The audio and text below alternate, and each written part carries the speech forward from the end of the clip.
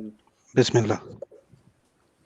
اعوذ باللہ من الشیطان الرجیم. بسم اللہ الرحمن الرحیم. السلام علیکم جمیعاً. Alhamdulillah, we are on to the second majalis of the six majalises arranged by AH Melbourne, which is up until the 9th of Muharram. And we start the program with the recitation of Quran Majid. We'll have a short recitation by Brother Faizan Sivani. You can start the tilawat. Bismillah ar-Rahman ar-Rahim. أعوذ بالله من الشيطان الرجيم بسم الله الرحمن الرحيم الحمد لله رب العالمين الرحمن الرحيم مالك يوم الدين إياك نعبد وإياك نستعين اهدنا الصراط المستقيم صراط الذين أنعمت عليهم غير المغضوب عليهم ولا الضالين بسم الله الرحمن الرحيم الله لا إله إلا هو الحي القيوم لا تأخذه سنة ولا نوم له ما في السماوات وما في الأرض من ذا الذي يشفع عنده إلا بإذنه يعلم ما بين أيديهم وما خلفهم ولا يحيطون بشيء من علمه إلا بما شاء وسع كرسيه السماوات والأرض ولا يؤوده العظيم لا إكراه في الدين قد بين الرشد من الغي فمن يبتغي دينا بالله فقد استمسك بالعروة لا انفصام له سميع العليم ولو الذين آمنوا يخرجون من الظلمات إلى النور والذين كفروا بالطاغوت يخرجون من النور إلى الظلمات أولئك أصحاب النار هم فيها خالدون.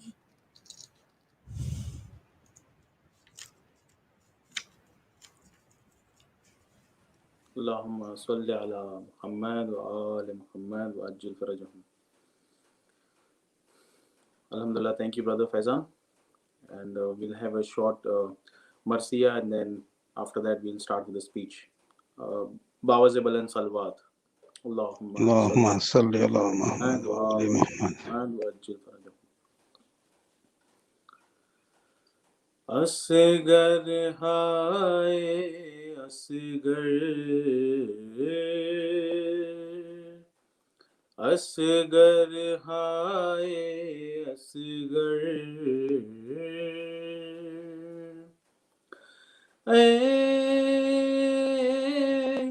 6 مہینے والے تجھ کو میرا سلام. اصغر ہائے اصغر اصغر ہائے اصغر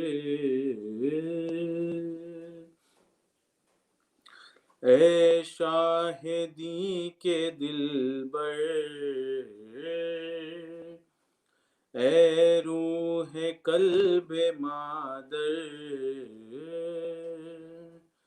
اے تشن کام اصغر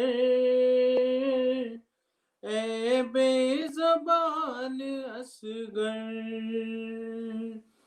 اے 6 مہینے والے تجھ کو میرا سلام. اصغر ہائے اصغر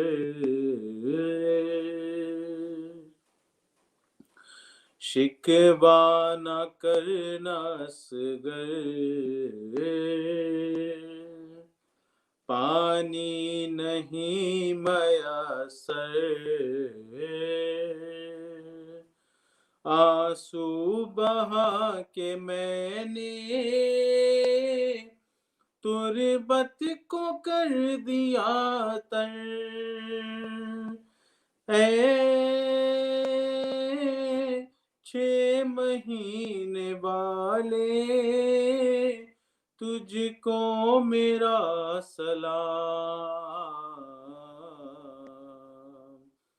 اصغر ہائے اصغر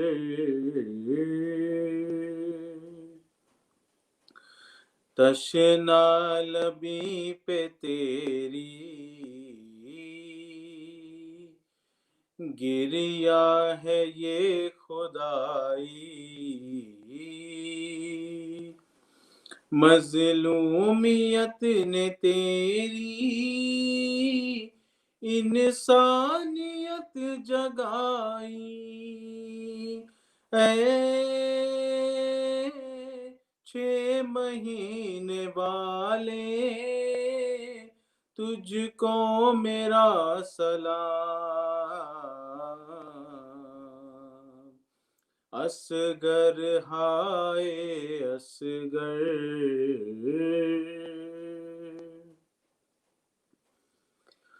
بانو بھی رو رہی ہے،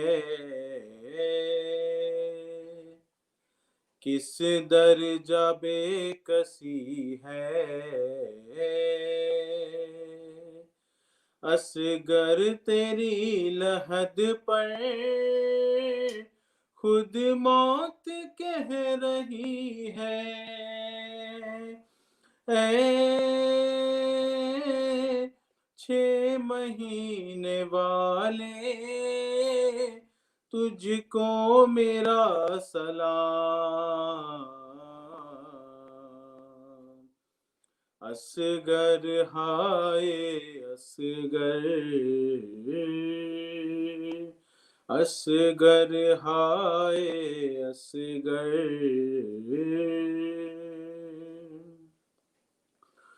تاریخ کربلا کو پڑھ کر انیس دیکھو، دشمن بھی سر جھکائے کہتے ملیں گے تم کو، اے 6 مہینے والے تجھ کو میرا سلام، اصغر ہائے اصغر،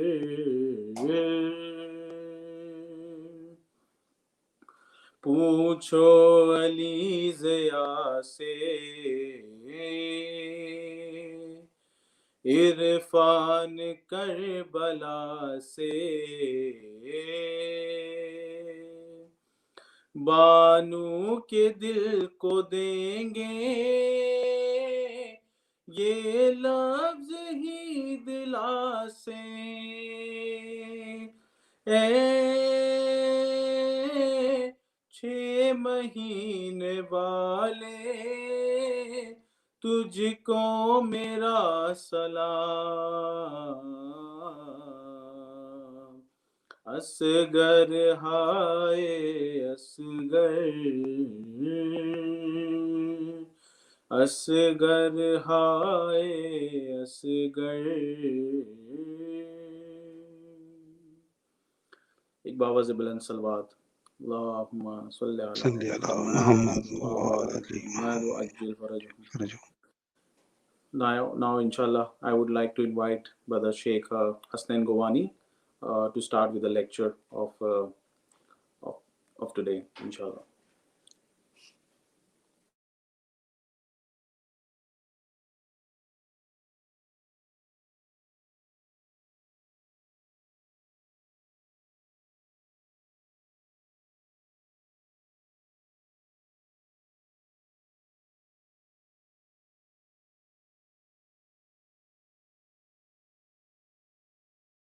أعوذ بالله من الشيطان اللعين الرجيم.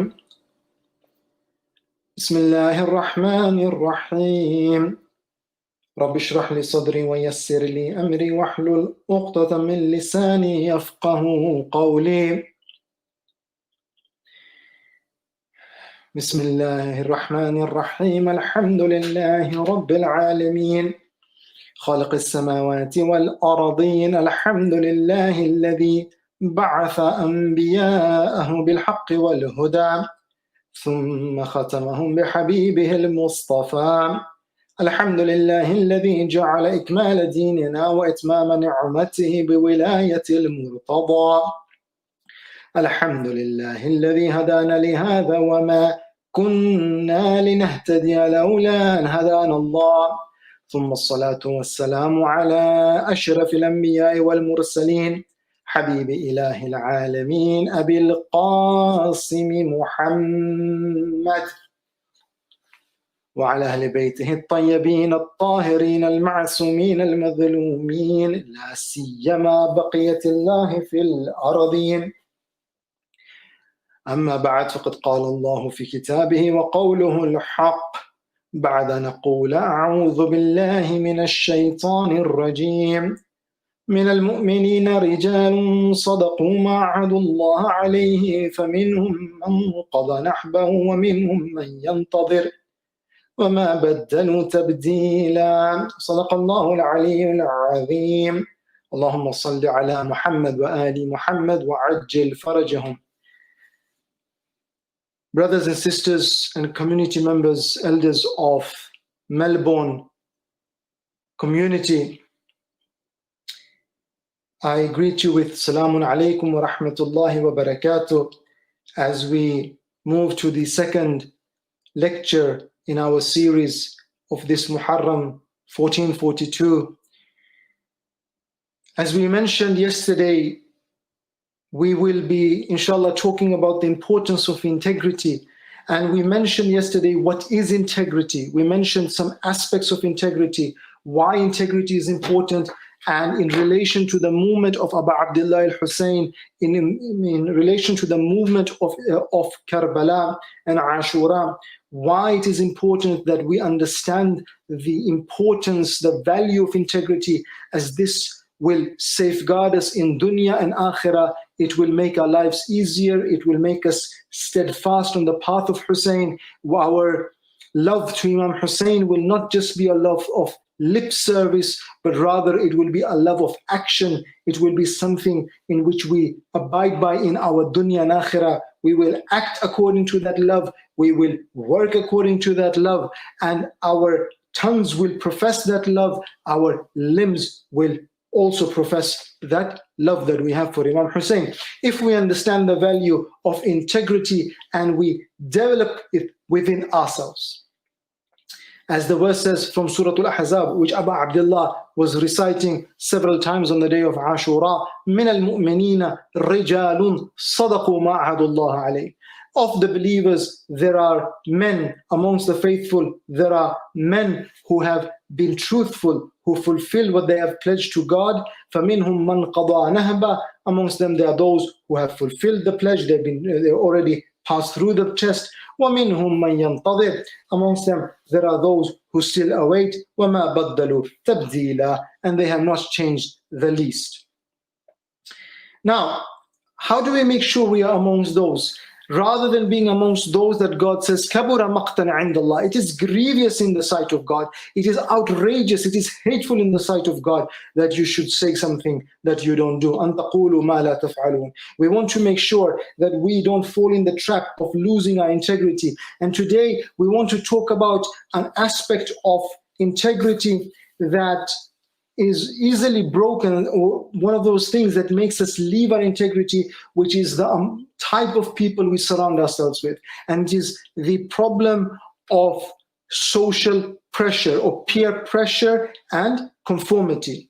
Now, the Quran is very clear about this. The Quran says in Surah Furqan that on the day of judgment, there will be some people who wake up from their graves and they will say, Ya waylata, oh, woe be upon me, laytani lam attakhidh fulanan khalila.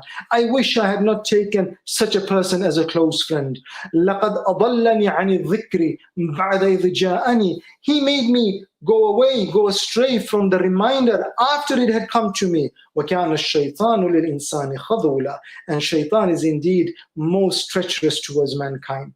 Shaitan cannot be trusted. So it's not that shaitan was his friend. His friend was someone else. He had taken someone as a friend in his lifetime. But because shaitan is treacherous, this treachery of shaitan had now made him abandon al-dhikr. This treachery of shaitan, where shaitan comes in the guise of this man and he promises him, I am a friend of yours. I will be there for you. I will help you. And then he makes him abandon the reminder once it has come to him. This is not the story of a person who did not receive the reminder of God. This is not the story of someone who never saw the Quran or never heard about the messenger, never experienced the truthfulness of Islam. This is someone who saw it, who experienced it, who lived with the messenger, perhaps even. And then he says, but the shaitan, he became a friend of me in the disguise of a certain person perhaps, and this led me astray from the truth. We want to make sure that this kind of social pressure, peer pressure, does not affect us. Now, before we go to what type of friends we have and how friends can affect us, I first want to talk about something called the obedience experiment of Milgram. Now, Milgram, and you can Google this later, Milgram was a scientist who wanted to find out why is it that in the Second World War, people did such terrible things. You know, people who professed to have good values were ready to kill other human beings, and not in one easy way, not just okay, they just went and killed them. They were doing it in the most terrible of ways. They were harassing people, they were tormenting people, real dhulama, real oppressors. How is it that these people could do these things? So he made an experiment. Now, I'm sure many of you have already heard of this experiment, but I'll just tell you briefly, and I'll try to put up a picture here as well, so that you can get an understanding of the experiment. But what happened was that a person was recruited to partake in this experiment, and as he comes there, there is a experiment leader, there is a subject. Now, as the person who is recruited, he thinks the subject is also recruited. What happens is that he's told that this subject, we're going to test how punishment affects learning. So as he's told that, he says, look, we're going to ask him to remember certain words. If he fails to remember them, then you give him a punishment by increasing the voltage. So he'll be in another room, but there are he's attached to the electricity, to the current, and you give him the voltage. The more wrong answers he gets, the more you'll increase them. Now, what he doesn't realize is that the subject is actually not attached to any electricity at all. He's in the game, so to say. He's not a subject himself, rather he is also an actor. But the person who is giving the voltage doesn't know that. So what happens here is now that the person who is being asked to give the voltage, as the voltage is small, he doesn't mind, or she doesn't mind giving the voltage. But as it starts to becoming more and more, and he's given a taster in the beginning, so he knows how difficult this is, how painful this can be. As the voltages increase, he starts to get a bit worried. Should I, shouldn't I? But when the experiment leader, when the person who is giving the word pairs or the things that is to be remembered, as he tells him that, look, it is vital that you complete the experiment. You have to keep going. Don't worry about the other person. And as the person tells him to go on, and the leader tells him to go on, he actually keeps going. A lot of people keep on doing the thing that they know this is wrong, but why do they do it? Because an authority has told them to do it. Just because someone in authority tells them to do it, they do it. This is our situation as well, Ahibbai. Many times we'll do things. Think about this in Karbala. Those people who were fighting Imam Hussein, why are they fighting? A person like Umar ibn Sa'ad, he knows what I'm doing is wrong. He knows that to kill Imam Hussein is wrong and it will have consequences in dunya and akhirah. Why does he do it? Because of Ubaidullah, the one in authority, told him to do it.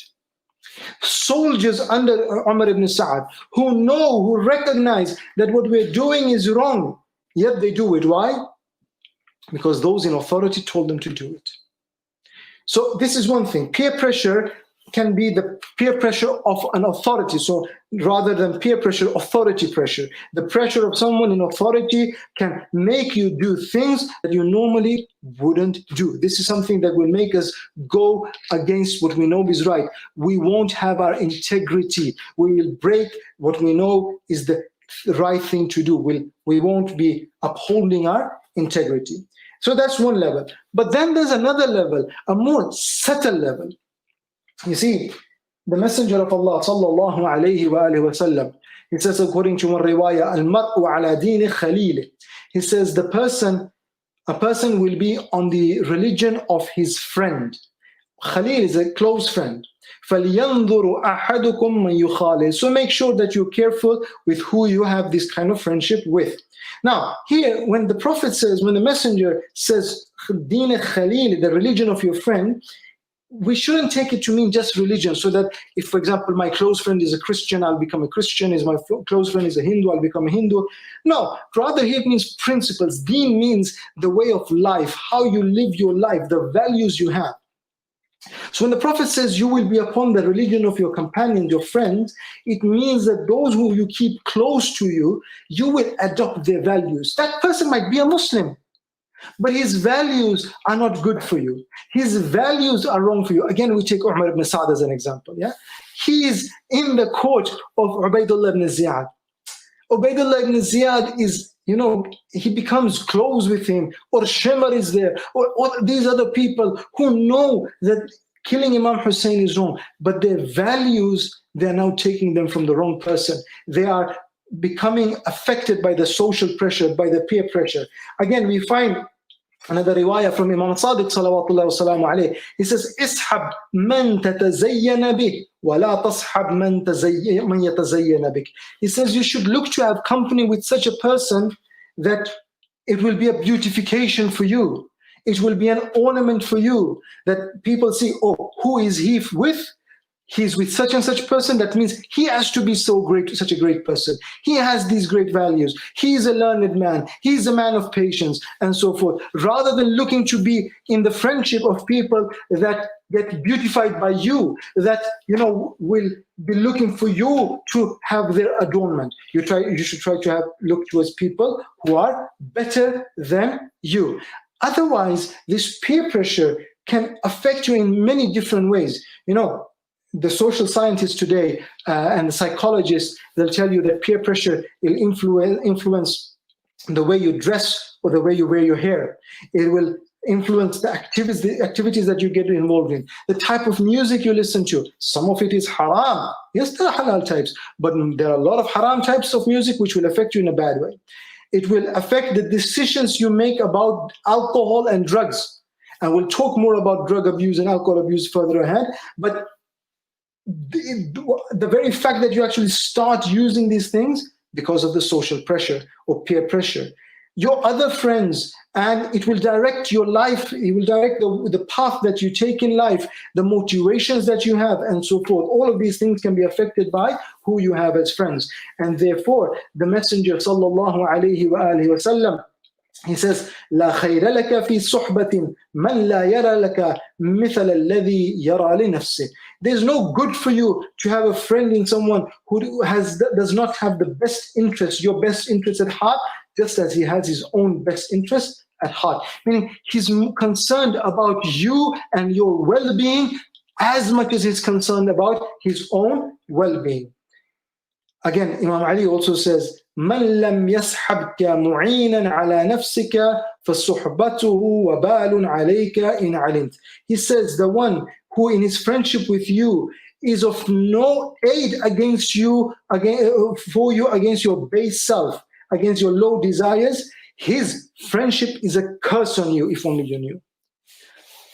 If we have a person in our friendship, if we have a person close to us who is, rather than helping us to withstand the desires of dunya, rather than helping us go against our base desires, rather than helping us act against those things which are bad, he's actually helping us go towards that place, then that is an evil friend indeed. It is a curse from us. And he says, احذر مصاحبة الفساق والفجار. He says, be aware of befriending corrupt, immoral people and those who commit acts of disobedience towards Allah. Those who are openly disobeying Allah.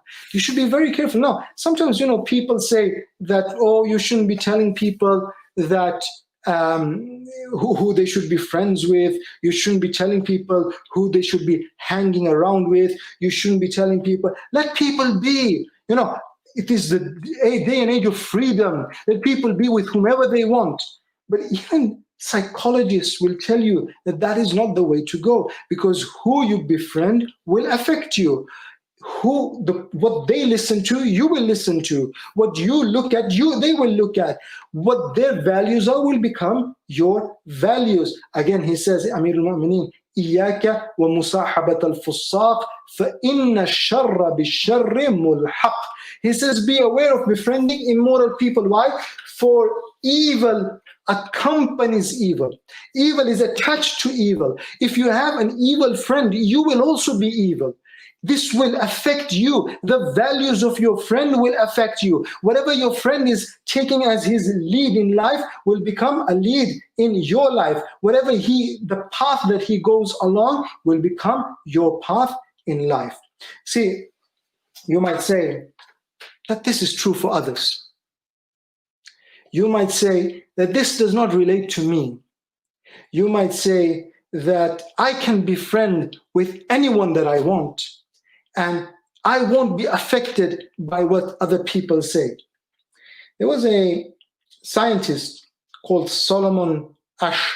I'm not sure if I'm pronouncing that right in English, but in any case, he was a scientist, and he wanted to see how people are affected by their vicinity, how people are affected by those that they have close to them. He wanted to investigate this matter. What happens to people when they are in the vicinity of other people and where people have other opinions?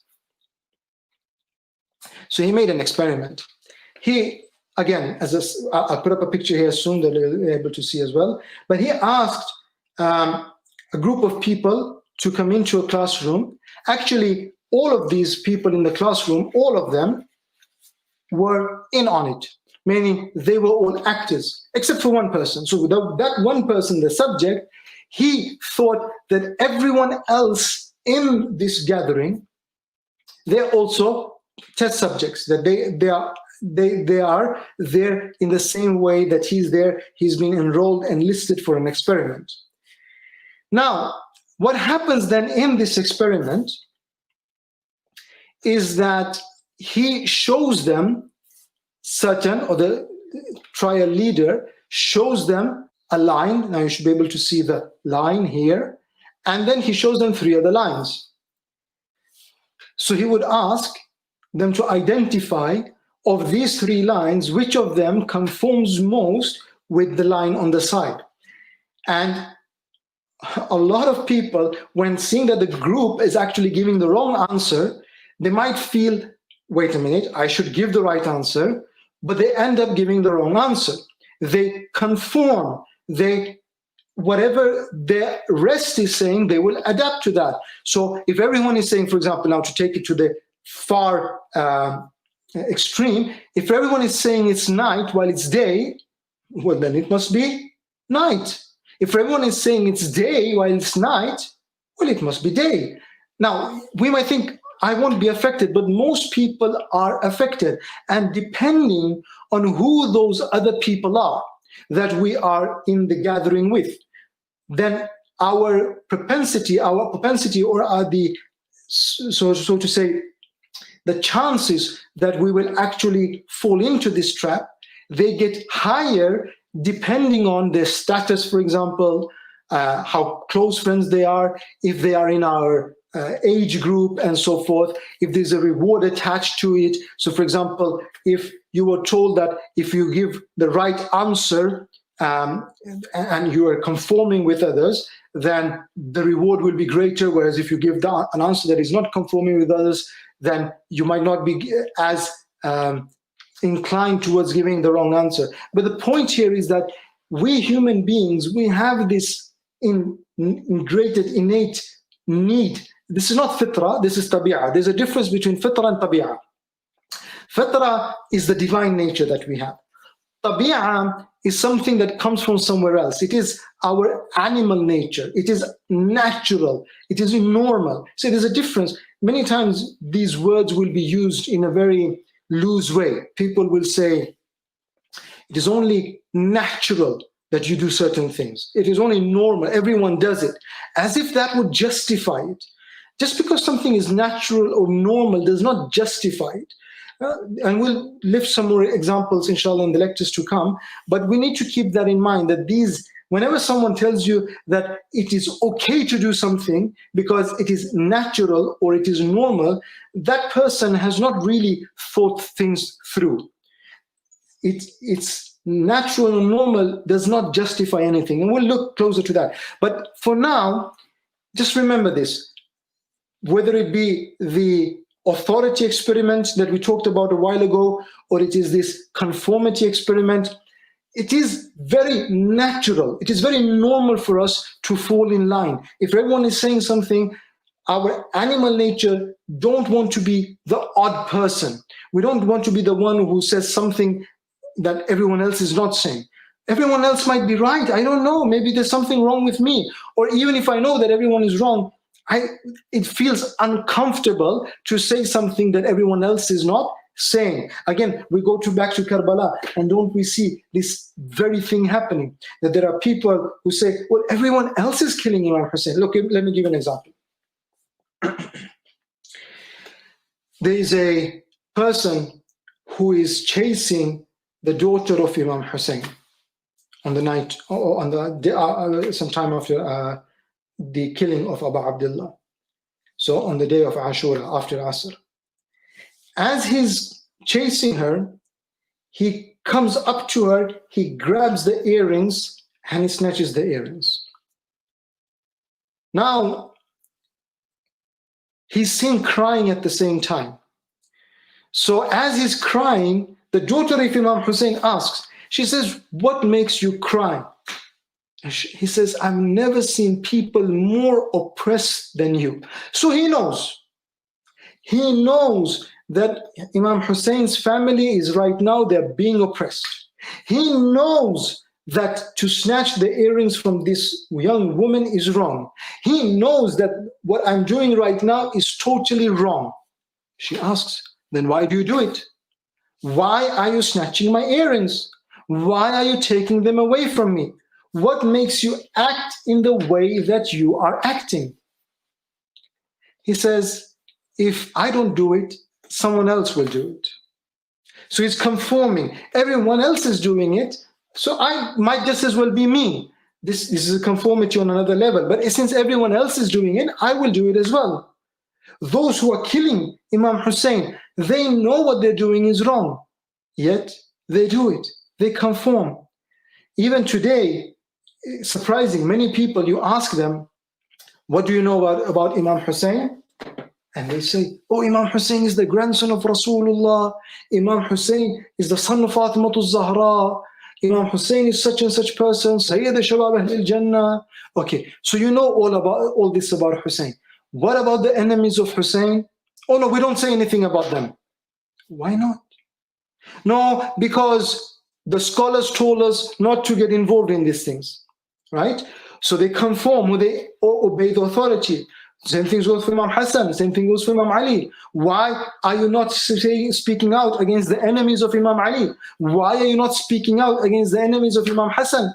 Why are you being so silent? No, the scholars told us not to get involved, or everyone else around us have put this aside, so we shall also put this aside, depending on what level of society you are at. These things make us abandon haqq. Now, when the Imam comes, Ajalallahu ta'ala farajahu sharif, will the peer pressure be such around me that although I know what haqq is, although I know where truth is, although I know where I should go, what I should do, is there any chance that I will abandon haqq and go towards that which is haram just because everyone else is doing that? Will I abandon my Imam because everyone else is abandoning my Imam? Is it perhaps that's why the Imam hasn't come? Because he knows that when he comes, then people are going to abandon him, because that's the way people act, because that's conformity, that's social pressure. Same thing goes with other things in our life. Abandoning of prayers, because no one is praying at my workplace. Many times, this is a conversation that we might have with young men, or young women as well, for that matter, that when you ask them, do you pray? They say, I don't pray at work, I pray when I come home, for example. So why don't you pray at work? because no one there is praying. So they're working in a non-Muslim environment. No one there is praying. And when I pray, I feel like the odd person. I feel like I don't belong. I'm doing something that, is going against what everyone else is doing. So I would rather not pray there, and I pray later on when I come home, when it's qada. Ahibbai, a lover of Hussein cannot have this approach to life. A lover of Hussein has to be that person who is actually on the forefront. The lover of Hussein is that person who is taking responsibility for his actions and for his values or her values, despite what everyone else in the surrounding thinks about it or feels about it. As long as you're not doing something that is wrong, why should you be concerned what people are saying? So that's one issue. Now, another issue when it comes to social pressure or peer pressure is this fitna of social media. I remember, and some of you might have heard me mention this in other gatherings, but I remember when I was in Syria, I went to Syria to study Arabic, alhamdulillah, many, many years ago. And at that time, when we enrolled at the university, we had some of our colleagues who were studying Arabic at the Hawza in Damascus.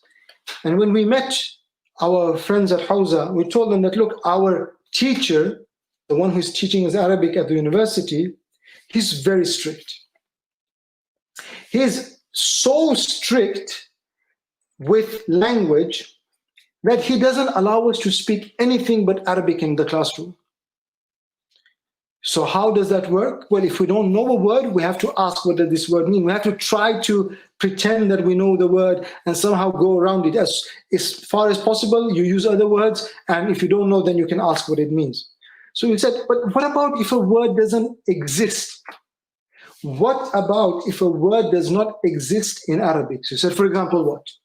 So we said, for example, Facebook. I wrote something on Facebook. I saw something on Facebook. How do we say that in Arabic? Kitab al-Wajh. So that would mean Facebook quite literally in Arabic. He said, no, you make Facebook into an Arabic verb. How does that work? So he said, you say, tafasbaktu, tafasbaka, tafasbaktu, and so forth. Now, those of you who know Arabic will understand this is actually a way you can make a verb of a non-Arabic word in Arabic.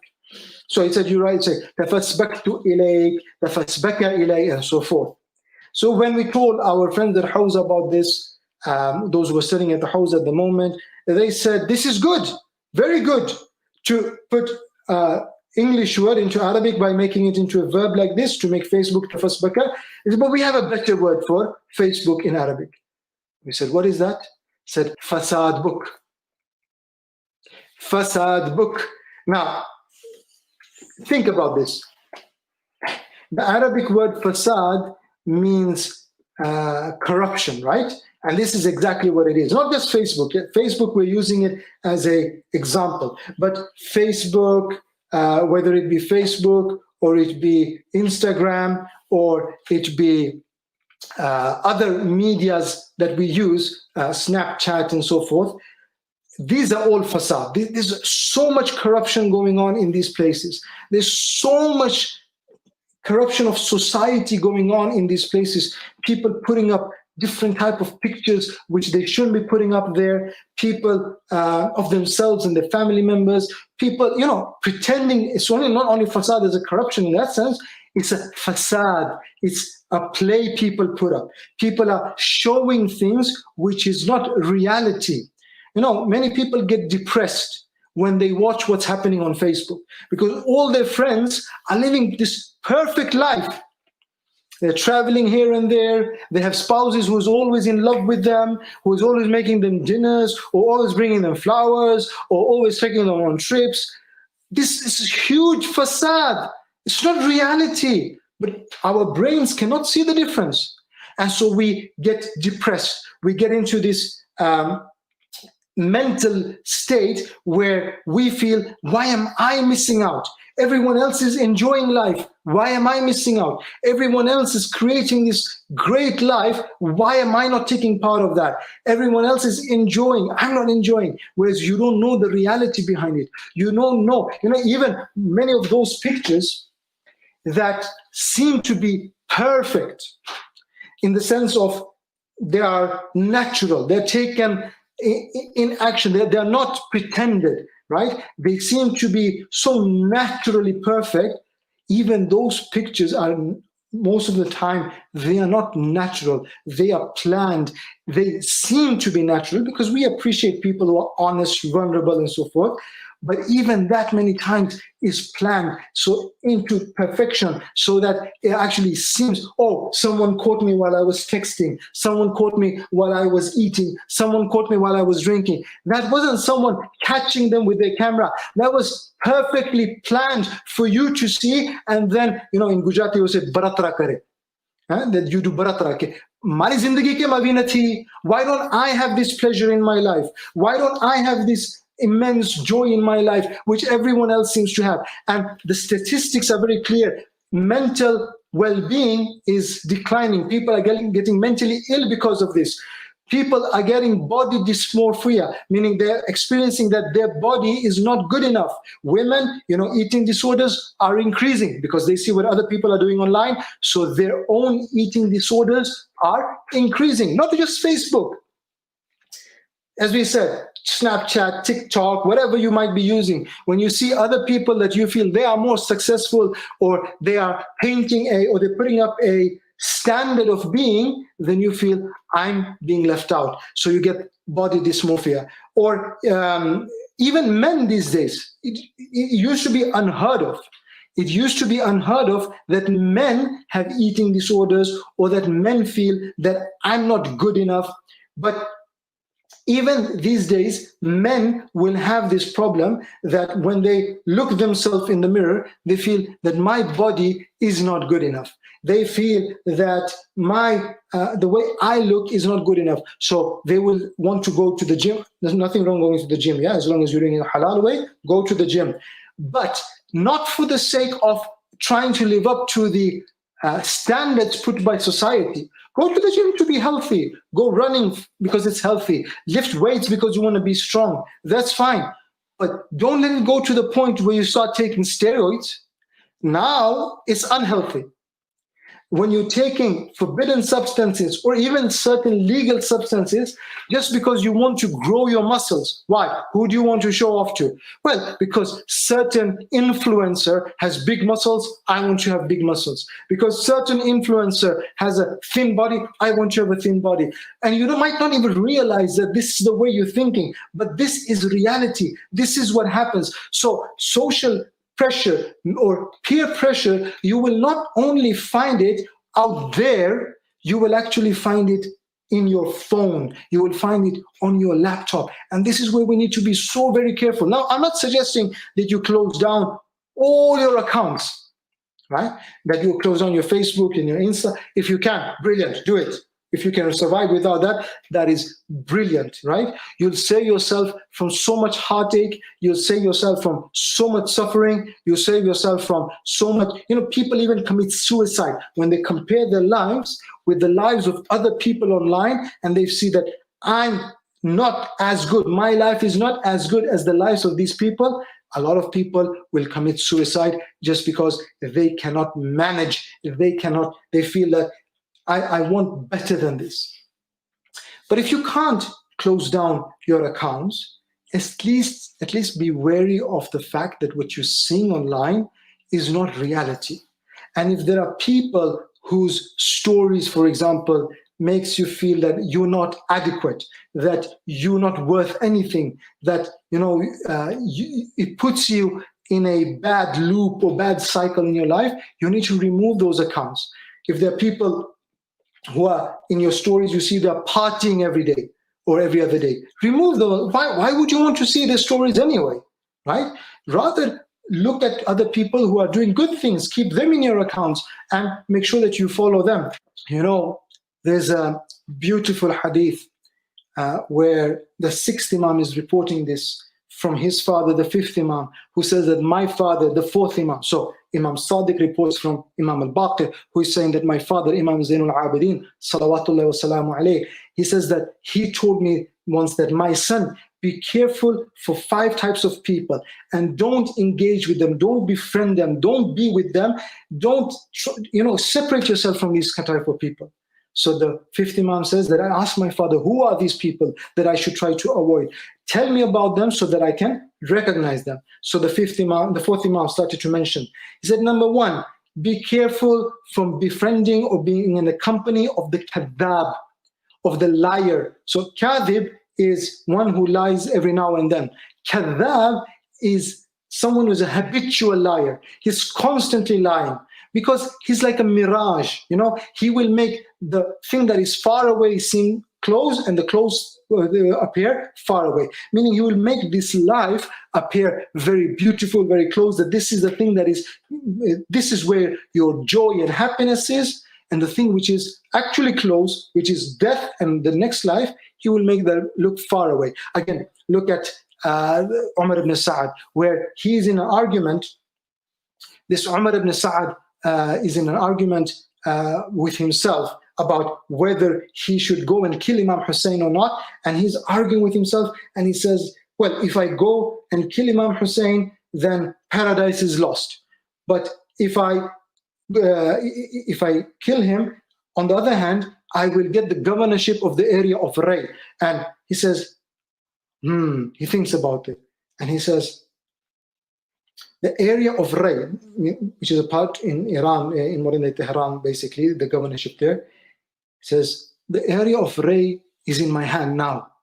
I can smell it. It's close to me. Whereas,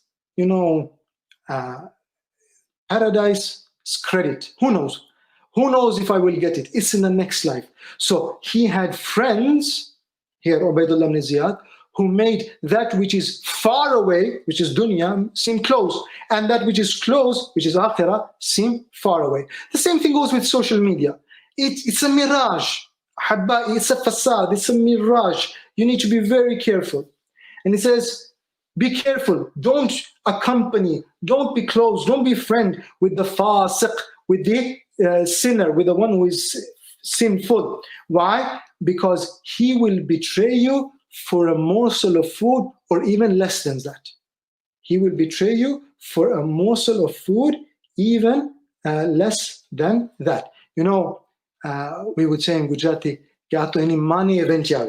we have this expression, yeah, that if such a person, he's a sinful person, he doesn't really care. He's with you as long as he's benefiting from you. But if he's benefiting more from oppressing you, he will leave you. He will abandon you and he will leave you. And then he says, don't be friends with a person who is al-bakhil, who is cheap, who doesn't want to share his wealth, who doesn't want to give to others. Because the day you need his help, he won't be there to help you. He says, don't be friend with the ahmaq, with the one who is foolish, because he will want to help you, but he will end up harming you. And he says, don't be friends with the one who breaks the ties of his family relations, because he says, meaning he doesn't do silatul raham, rather he does qatul raham, he breaks the ties with his family. He says, because I have found that such a person is cursed in the book of Allah in 3 places. And he mentioned those places. We don't need to go through that right now. But ahibbai, what we see here, what we find in these ahadith and in the discussion of today is that we are victims, rather. We are susceptible. We can be affected, and we will be victim by the people that we engage with, the values of the people that we engage with. And this is even more important in the age of social media. Number one, we don't want our values to change. We don't want our integrity to change. We don't want our perception of the life to change. We don't want other people, rather, perception of life can change, but we don't want other people to dictate to us what is haqq and what is batil. We don't want other people to tell us where we should go and where we shouldn't go. We don't want other people to be steering us in one direction or another. So these things we need to keep in mind. And we also need to keep in mind that in the age of social media, it can cause a severe damage when it comes to our mental health. If we are not careful, when we look at what other people are doing, they have so many followers, they are doing so, they are successful in life in this way and so forth, it will cause us a lot of problems in our life. The worst situation is that we could come to a point where we abandon haqq. Imam al-Sajjad, salawatullah wa salamu alayhi, says, according to one riwayah, إِيَّاكُمْ وَصُحْبَةُ الْعَاصِينَ وَمَعُونَةَ الظَّالِمِينَ. He says, be careful, be very careful for engaging with those who break the commandments of God and from helping the oppressors. Once you start helping the oppressors, things will go real bad and you will lose your integrity totally. Is this not what happens on the plains of Karbala? When Imam Hussein comes out in the morning of Ashura and he speaks to the army who has gathered to kill him, and he tells them that I am the grandson of Rasulullah, I am the son of Fatima al-Zahra, I am the son of Ali al-Murtada, Hamza is my uncle, Ja'far al-Tayyar is my uncle. They refuse to listen. Then he presents his case, says, I haven't done anything wrong. They refuse to listen. Then comes his companions, some of them start preaching. They refuse to listen because their hearts are so filled with this love of this dunya, this conformity. Yes, there are some people who have integrity, like Hurr ibn Yazid al-Riyah. He has integrity. He recognizes, a few days earlier when he had stopped the caravan of Hussein and Imam Hussein had told him that ثَقَلَتْكَ أُمُّكَ, may your mother weep for you. At that point, what did he say? He said that had your mother been anyone else and had anyone else amongst the Arabs said this to me, I would have replied with the same words. But Hussein, your mother is Fatima.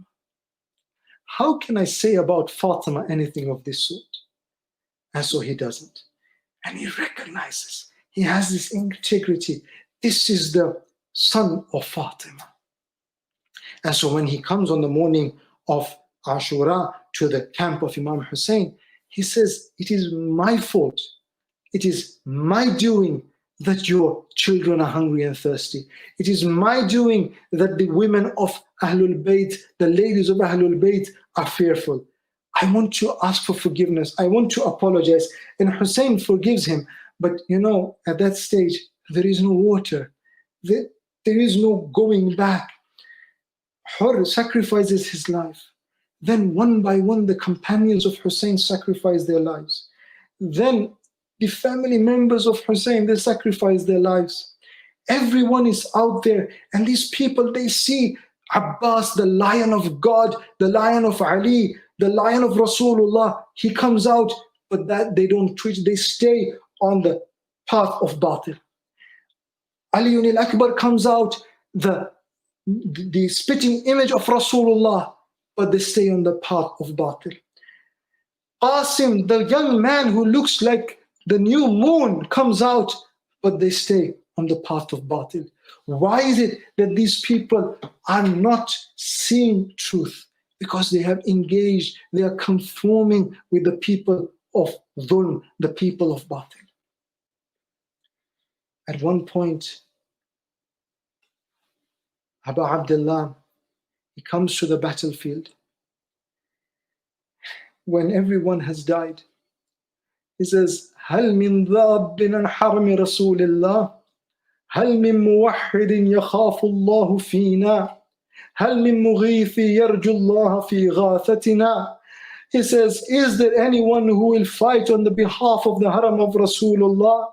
Is there no monotheist who fears Allah for our sake? Is there no one who will come to our aid and who hopes for the mercy of Allah? أَلَا مِن نَاصِرٍ يَنْصُرُنَا. Is there no one who will come to our rescue? As he says this, there is a cry from the tents, and we are told that when Hussein returns to the tents, he says, why are you crying? Hussein is still alive. And the women folk, they say that, oh Hussein, you're crying because your young child started to cry. Hussein takes up the child. He says to the mother, why don't you put some nice clothes on the child, then I will go ask for some water. As Hussein takes the child towards the battlefield, he covers the child with his clothing, with his abba, and he comes to the battlefield. The people, they start asking, what does Hussein want? What is he bringing? He's bringing the Quran. Now that Hussein is alone, he's bringing the Quran to be a mediator between us and him. Hussein is here to abandon his claim. Hussein is here because he's giving up his cause. But when Hussein comes out, he doesn't bring the Quran, but he brings the ta'awil of Surah Kawthar. He lifts away the cloak. And as he lifts away the cloak, here he presents a small child. He says, O army of Yazid, if you feel that I have done something wrong, then what is the jurm? What is the sin of this small child? This is Abdullah Radi, Aliyun al-Asghar. He says, what wrong has my child done? Why will you not give some water to my child? As the army is looking on, some of them start saying, Hussein is right, the child is innocent, give him something to drink. Umar ibn Sa'ad looks at Harmala, he says, Harmala, what avails you? Why don't you end the tongue of Hussein? Why don't you cut the tongue of Hussein? Now the narrator says, Harmala took an arrow, he pointed it toward the child, but the narrator says that twice Harmala dropped the arrow. Someone asked, Harmala, what makes you drop the arrow? He says, I look behind Hussein. It is as if the mother of the child is waiting for Hussein to return with the child. How shall I kill the child? But the man says, Harmala, I will cover your eyes. I will say, Harmala, you see the mother of the child. Perhaps this is Fatima al-Zahra standing behind Hussein saying, don't hurt the child, don't break the heart of my son Hussein. As the arrow goes, the arrow is let go of. The arrow pierces the child. It goes in from one ear to another ear. The child gives up its spirit. He says, Imam Hussein says, be far away from these people. Far away be these people. On Judgment Day, Rasulullah will be standing against them. But now what does Hussein do? Does Hussein go back towards the camp? We find Hussein, he is going back and forth, back and forth. I will say, Hussein, this is a young child. You carried so many bodies since this morning. You carried Akbar. You carried the arms of Abbas. You carried Qasim. Oh, Hussein, how heavy can this child be? I wouldn't be surprised if someone says, oh man, oh questioner, don't ask such a question, because you see Hussein carrying Asghar, but Hussein sees the mother of the child waiting. Now when Hussein comes back with the small child in his arm, he goes to the mother of the child. He says, here is your son. At that time, the young daughter of Hussein comes out. She says, oh father, did you give water to my brother? But you forgot Sakina. Did you forget this daughter of yours? Hussein lifts the cloak. He shows Asghar. Asghar's thirst has been quenched, not with water, but with an arrow. The mother of Asghar starts crying, Ya waladi, amithluka yunhar. Oh my son, do they even slaughter young children like you?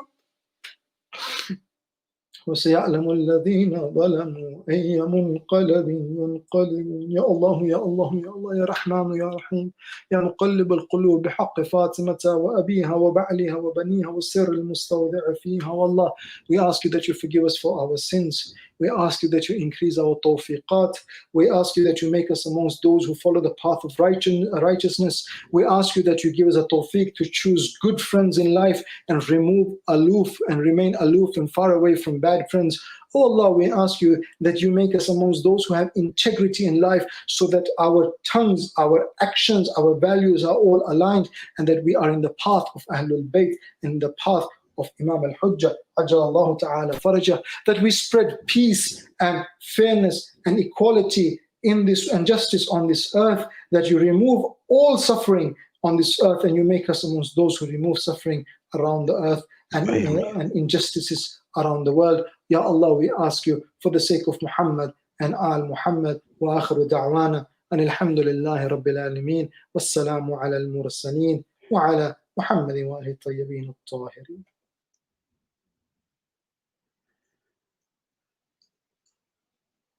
Now I'll request Brother Muhammad Mehdi to recite a Noha. Fatima Hussein. Ya Hussein, Ya Hussein, Ya Hussein, Ya Mazlum. Ya Hussein, Ya Hussein, Ya Hussein, Ya Mazlum. Ya Hussein, Ya Hussein, Ya Hussein, Ya Mazlum. सीनों में Karbala है, अश्कों में Karbala है, दिल पे इसका Karbala है, वो साहिबे अदा है. सीनों में करबला है, अश्कों में करबला है, दिल पे इसका करबला है, वो साहिबे अदा है. या हुसैन, या हुसैन, या हुसैन, या मज़लूम. Ya Hussein, Ya Hussein, Ya Hussein, Ya Mazlum. Ya Hussein, Ya Hussein, Ya Hussein, Ya Hussein, Ya Mazlum. ایک درس زندگی ہے فرشِ ازا ہمارا، یہ ہے حسینیت کا ایک مستقل سہارا. ماتم کی گونج میں ہے پیغام حق سارا، خون حسین ہی نے تاریخ کو نکھارا. یا حسین، یا حسین، Ya Hussein, Ya Hussein, Ya مظلوم. یا Mazlum. حسین، Ya یا Hussein, Ya حسین، Hussein, Ya Hussein, یا Ya Mazlum. سر کٹ گیا دیکھا نہیں کسی نے یہ عزم جاودانہ، نیزوں پہ ان کو آ کر قرآن ہے سنانا. ہوتے ہیں ایسے قائد حیران ہے زمانہ. یا حسین، یا حسین، Ya Hussein, Ya Mazlum. Ya Hussein, Ya Hussein, Ya Hussein, Ya Mazlum. یہ نام ہر افق پر دیکھو ابھر رہا ہے، عاشور کا وہ منظر دل میں اتر رہا ہے. اس کے مجاہدوں سے مقتل نکل رہا ہے، اصغر سبے زبا بھی جانز کر رہا ہے. یا حسین، یا حسین، Ya Hussein, Ya Hussein, Ya Hussein, Ya Hussein, Ya Hussein, Ya Mazlum. یا Ya Hussein, Ya Hussein, Ya Mazlum. Ya Hussein, Ya Hussein, Ya Mazlum. اے دشت کربلا یہ زہرا کا لاڈلا ہے، بے گھور بے کفن ہے اور دشت میں پڑا ہے. MashaAllah. سارا بدن ہے زخمی، زخموں میں خون بھرا ہے، عرش خدا بھی اس کے لاشے پہ رو رہا ہے. یا حسین، یا Hussein, Ya Hussein, Ya Hussein, Ya Mazlum. Ya Hussein, Ya Hussein, Ya Hussein, Ya Mazlum. یا Ya حسین، Hussein, Ya Hussein, Ya Mazlum. سینوں میں کربلا ہے، اشکوں میں کربلا ہے، دل جس کا کربلا ہے وہ صاحب رضا ہے. برائے تعجیل ظہور امام زمان بلند تر صلوات. Allahumma salli ala Muhammad wa ali Muhammad wa ajil farajam. Recite Ziyarat, Farooq. السلام عليك يا أبا عبد الله، السلام عليك يا ابن رسول الله، السلام عليك يا ابن أمير المؤمنين وابن سيد الوصيين، السلام عليك يا ابن فاطمة سيدة النساء العالمين، السلام عليك يا حسن ابن علي وعلي ابن الحسين، محمد ابن علي وجعفر ابن محمد وموسى بن جعفر ومحمد بن علي وعلي بن محمد والحسن بن علي. السلام عليك يا أبا عبد الله وعلى الأرواح التي حلت بفنائك، عليك مني جميعا سلام الله أبدا ما بقيت وبقي الليل والنهار، ولا جعل الله آخر العهد مني لزيارتكم. السلام على الحسين وعلى علي بن الحسين وعلى أولاد الحسين وعلى أصحاب الحسين. السلام عليك يا أختك فاطمة زينب الكبرى، السلام عليك يا أم الكلثوم وجميع ورحمة الله وبركاته. السلام عليك يا مولا وابن مولا، السلام عليك يا غريب الغرباء، السلام عليك يا سلطان ابو الحسن علي بن موسى الرضا، السلام عليك يا أختك فاطمة المعصومة ورحمة الله وبركاته. السلام عليك يا صاحب العصر والزمان، علمان علمان علمان من فتنة الزمان. السلام عليك يا خليفة الرحمن، السلام عليك يا إمام الإنس والجان، السلام عليك يا مظهر الإيمان، السلام عليك يا إمام زماننا هذا، أجل الله فرجا وسهل الله مخرجا وظهورك ورحمة الله وبركاته. ایک صلی علی محمد و آل محمد و جیسے سورۃ المبارکۃ الفاتحہ.